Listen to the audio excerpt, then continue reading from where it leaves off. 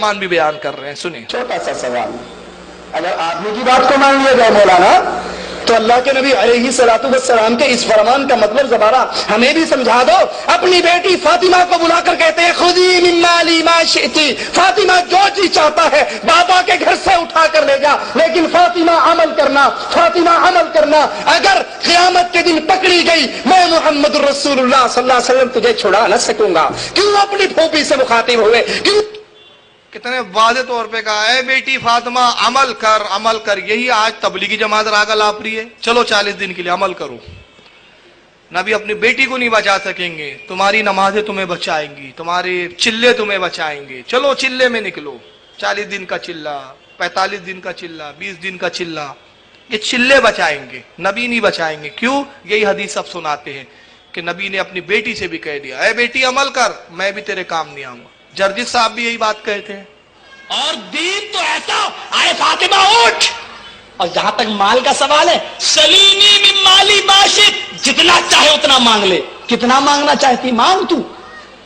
کہ اللہ کے نبی نے لیکن قیامت کے دن میں تیرے کام نہیں آؤں گا، لیکن قیامت کے دن میں تیرے کام نہیں آؤں گا۔ انی لا اغنی عنک شیئا، قیامت کے دن میں تجھے اللہ کے عذاب سے نہیں بچا سکتا، نیک عمل کر لے۔ قیامت کے دن میں تجھے اللہ کے عذاب سے نہیں بچا سکتا، نیک عمل کر لے۔ کیا تھا یہ؟ کیا تھا یہ؟ یہاں تو باقاعدہ کہتے ہیں نماز پڑھنے کی ضرورت نہیں ہے، روزہ رکھنے کی ضرورت نہیں ہے، تم جس کے مرید ہو بھاگ دوڑ کے وہ خدا کے عذاب سے بچا لے گا۔ بس پیری مریدی کا سوال یہ کہ ہم کو تو بس بچنا ہی بچنا ہے، بچا لے گا۔ یہاں نبی پریشان ہوں گے، کوئی کسی کا فرسانہ حال نہیں ہوگا۔ نبی پریشان ہوں گے، یہ دیکھیں کتنا باطل عقیدہ ہے۔ اور جھوٹ کیا باندھا؟ یہاں پیر صاحب کہتے ہیں نماز پڑھنے کی ضرورت نہیں۔ وہ کون سا پیر ہے بھائی؟ مجھے اس کا نام تو بتاؤ جو کہتا ہے نماز پڑھنے کی ضرورت نہیں۔ جھوٹ کرتے ہیں یہ لوگ ہمارے اوپر، تہمتیں باندھتے ہیں یہ لوگ، اور تہمت باندھ کے اسی کو اسلام بتاتے ہیں، اسی کو بتاتے ہیں ہمارا عقیدہ، اور گمراہ کرتے ہیں لوگوں کو۔ رسول اللہ کام نہیں آئیں گے۔ بخاری کی حدیث ان کو کیوں نظر نہیں آتی اس وقت کہ اللہ کے نبی فرماتے ہیں کہ قیامت کے دن جب لوگ پریشان حال ہوں گے، پسینے میں ڈوب رہے ہوں گے، کسی کا پسینہ گردن تک ہوگا، کسی کا سینے تک، کسی کا کمر تک، اور بعض وہ ہوں گے کہ ان کی ناکوں تک پسینہ ہوگا، پسینے سے ان کو ناکوں میں لگام لگا دی جائیں گی، پریشان حال ہوں گے۔ تبھی امتیں کہیں گی چلو کوئی شفیع تلاش کرتے ہیں۔ یہ بخاری کی حدیث ہے، بڑی طویل حدیث ہے، امام بخاری نے لکھا اس کو۔ کیا کہیں گی امتیں؟ چلو شفیع تلاش کرتے ہیں۔ اب مجھے بتاؤ یہ خیال کس کو آئیں گا کہ شفیع تلاش کرتے ہیں جو دنیا میں شفاعت کے قائل ہے؟ یہ سنیوں کو خیال آئیں گا، اور جو شفاعت کے ہی قائل نہیں ان کو خیال ہی نہیں آئیں گا۔ ان کو کہیں گے نبی نے تو کہہ دیا تھا بیٹی کو نہیں بچا سکتا، تو آج تو نبی کی بیٹی بھی آفت میں ہوں گی، اب ہمارا کیا حال ہونے والا؟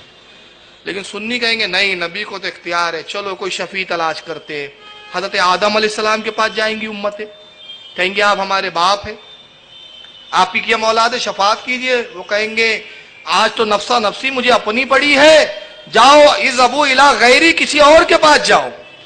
اب یہاں حدیث کی خاصیت دیکھیں، حضرت آدم کیا کہہ رہے؟ اذهبوا الی غیری، کسی اور کے پاس جاؤ۔ نوح کے پاس آئیں گے، وہ کہیں گے مجھے اپنی فکر ہے، کسی اور کے پاس جاؤ۔ اذهبوا الی غیری، کسی اور کے پاس جاؤ۔ شیش کے پاس آئیں گے، وہ کہیں گے اور کسی کے پاس، موسیٰ کے پاس، ابراہیم کے پاس۔ ہر نبی کے پاس امت جائیں گی، 1,24,000 کم و بیش امتی نبیوں کے پاس امتیں جائیں گی۔ ہر نبی کہیں گا اذهبوا الی غیری، کسی اور کے پاس، کسی اور کے پاس۔ حضرت عیسیٰ کے پاس پہنچیں گی امت، تو جناب عیسیٰ کہیں گے جاؤ رسول اللہ صلی اللہ علیہ وسلم کی طرف پاس جاؤ۔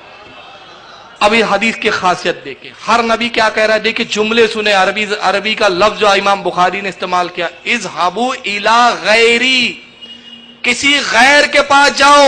اگر غیر اللہ سے مدد طلب کرنا، غیر اللہ کی طرف بھیجنا شرک ہے تو حضرت آدم شرک کر رہے ہیں۔ یہ بولتے نا غیر اللہ کی طرف جانا شرک، غیر اللہ سے مانگنا شرک۔ آدم علیہ السلام کیا کہہ رہے؟ اذهبوا الی غیری، کسی غیر کے پاس جاؤ۔ وہ یہ نہیں کہہ رہے اللہ کے پاس جاؤ، اللہ سے معافی مانگو، اللہ سے استغفار کرو، اللہ سے توبہ کرو، نہیں، اذهبوا الی غیری، کسی اور کے پاس جاؤ، کسی غیر کے پاس جاؤ۔ اب حضرت آدم سے چلو غلطی ہو گئی، یہی غلطی نوح علیہ السلام، یہی غلطی شیش علیہ السلام، یہی غلطی یوسف علیہ السلام، याकूब अलैहिस्सलाम, मूसा अलैहिस्सलाम, यूशा अलैहिस्सलाम, हर नबी यही कह रहा है किसी गैर के पास जाओ, किसी और के पास जाओ, किसी और के पास जाओ। तो मालूम हुआ कि अल्लाह के अलावा मकबूल बंदों की तरफ भेजना कि जाओ उनको शफी बनाओ, उनके जरिए दुआ करवाओ, ये अमल अंबियाओं का अमल है, ये नबियों का अमल है। अब ये हजरत ईसा के पास आए तो जनाब ईसा ने क्या कहा, अरे भाई सब तो इज़हबू इला गैरी कहते हुए आ रहे, अब जाओ तुम अल्लाह के पास जाओ, इज़हबू इलल्लाह, जाओ अल्लाह के पास जाओ। ये नहीं कहेंगे हजरत ईसा, वो कहेंगे इज़हबू इला मुहम्मद सल्लल्लाहु अलैहि वसल्लम, जाओ मोहम्मद सल्लल्लाहु अलैहि वसल्लम। आज वजाहत उन्हीं के लिए है, शान उन्हीं के लिए है, अजमत उन्हीं के लिए है। सवाल ये पैदा होता है, ये बात आपको मालूम है कि नहीं कि शफाअत रसूलुल्लाह करेंगे? मालूम है ना? वहां क्या हो जाएगा आपको? आदम के पास क्यों गए? अरे डायरेक्ट रसूलुल्लाह के पास क्यों नहीं गए आप? शीश के पास क्यों जाएंगे? नूह के पास क्यों जाएंगे? 1,24,000 पैगंबरों के पास क्यों? डायरेक्ट नबी के पास क्यों नहीं? अच्छा फिर चलिए आदम के पास गए तो आदम ने क्या किया? आदम ही कम से कम बोल लेते, देखो अब किसी के पास मत जाना हो, टाइम खोटा होगा तुम्हारा, सीधा रसूलुल्लाह के पास जाओ। होना तो ये चाहिए ना, मगर हजरत आदम ये नहीं कहेंगे, कहेंगे मेरे बेटे शीश के पास जाओ। शीश अलैहिस्सलाम के पास जाएंगे, नहीं इदरीस के पास जाओ, नहीं इलियास के पास जाओ, इलियास कहेंगे नूह के पास जाओ। हर पैगंबर अपने बाद वाले पैगंबर के पास भेज रहा है, कोई पैगंबर ये नहीं कहेगा जाओ सीधा मोहम्मद के पास जाओ। ऐ पैगंबर आप अपने बाद वालों को क्यों बोल रहे हो, पूरी उम्मत को क्यों घुमाया जा रहा है, हर नबी के पास क्यों भेजा जा रहा है? ताकि देख ले कि नबी का मकाम ये है कि जो मकाम किसी नबी का नहीं है वो हमारे महबूब का मकाम है। सब मजबूर है आज, हमारा महबूब साहिब इख्तियार है आज, सब मजबूर है आज, सब हमारे मोहताज है।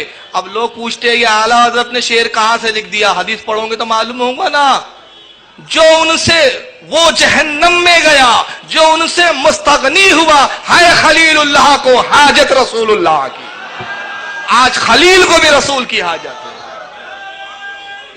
हदीस पढ़ोगे तो खदाए बख्शिश समझ में आएंगी, पढ़ते कुछ नहीं है। वो जहन्नम में गया जो उनसे मुस्तगनी हुआ, है खलीलुल्लाह को हाजत रसूलुल्लाह की।